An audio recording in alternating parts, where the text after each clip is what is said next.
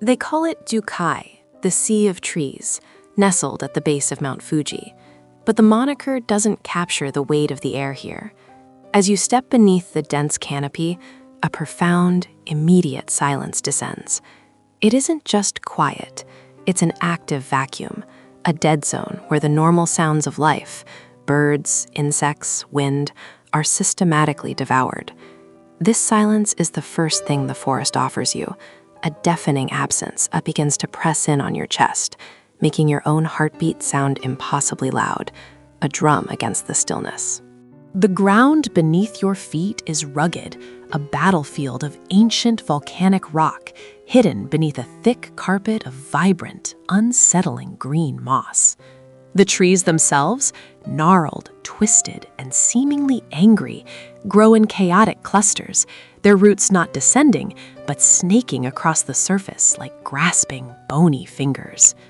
This ground is magnetically anomalous, rich in iron, often rendering compasses useless, leading to the chilling reputation that the forest deliberately guides you in circles, whispering sweet directions that only serve to deepen your disorientation.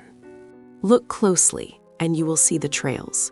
Not the main, marked path, but the subtle, almost invisible breaks in the undergrowth, the paths of those who intended not to return.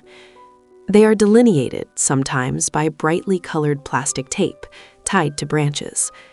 These tapes, left by search teams or concerned individuals, are the last line of the outside world, a fragile, fading breadcrumb trail into the deep shade.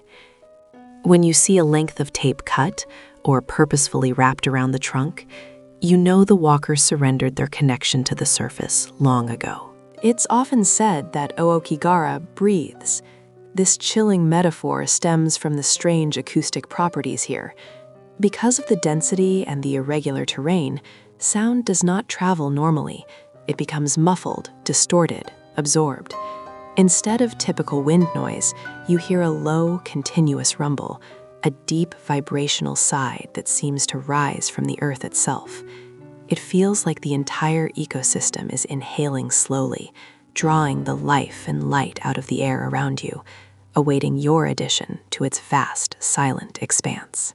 Centuries ago, this forest was reportedly a site for ubasute, the practice of abandoning the elderly during famine. This history casts a spiritual pall. Locals believe the forest is saturated with the resentment and sorrow of those abandoned souls. The oppressive darkness doesn't just block light, it traps historical emotion. Every shadow feels like a lingering presence. Every inexplicable snap of a twig sounds like a hurried step behind you, or perhaps a warning that you have strayed too far into their silent domain. As you walk deeper, the color palette shifts. The green of the moss becomes almost unnaturally vivid against the jet-black volcanic stone and the dark brown bark. This extreme contrast only heightens the sense of unreality. The air is always cold, even on a summer day, a chill that feels specific to the place, not the climate. It's the coldness of stagnant, trapped energy. When you finally pause, the silence returns, stronger, heavier, and you begin to wonder if the only movement in this entire vast space is just the rise and fall of your own terrified chest. Disorientation is the forest's most potent weapon. The sheer density means there are virtually no landmarks visible above the tree line. You might find yourself passing the same distinctively shaped root cluster twice, or seeing a flash of tape you swear you just passed 15 minutes ago. Time loses meaning here. The sense of cardinal direction evaporates. The magnetic field doesn't just stop your compass, it subtly messes with your inner ear, fooling your mind into taking the fatal spiral route. The only sounds that seem to escape the forest's vacuum are high-pitched, inexplicable creaks or groans from the wood itself, sounding like strained cries carried on an impossibly thin breeze. When you look up through the branches, the sky is reduced to fragmented pieces, small shards of blue or gray that offer no comfort, only the confirmation that you are far, far below the surface of the world. The sea of trees truly behaves like an ocean, deep, indifferent, and ready to drown anything that ventures too far from the shore. The forest doesn't require a strong wind to move. The sheer weight of the canopy ensures every breath is held close. The leaves rustle only slightly, creating a perpetual, low whisper that surrounds you, 1,000 unseen mouths attempting to communicate instructions or secrets.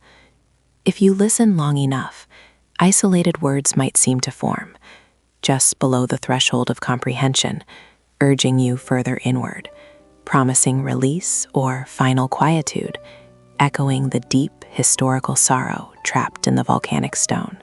There is a moment of cold clarity that comes to every traveler who pushes too deep. The moment when the tape trails disappear, when the last flicker of external light is swallowed, and the realization hits. You are not visiting the forest, you are absorbed by it. The sheer density prevents cell service, cutting off all digital connection to the world outside, forcing an intimacy with the cold, silent truth of this place. This is where the legends live, where the air itself feels heavy with spiritual residue and ancient, unforgiving judgment. But the forest's true horror isn't necessarily what you find. It's the profound, chilling sense that something is constantly observing you, waiting for your resolve to break. The silence is a perfect camouflage for things unseen.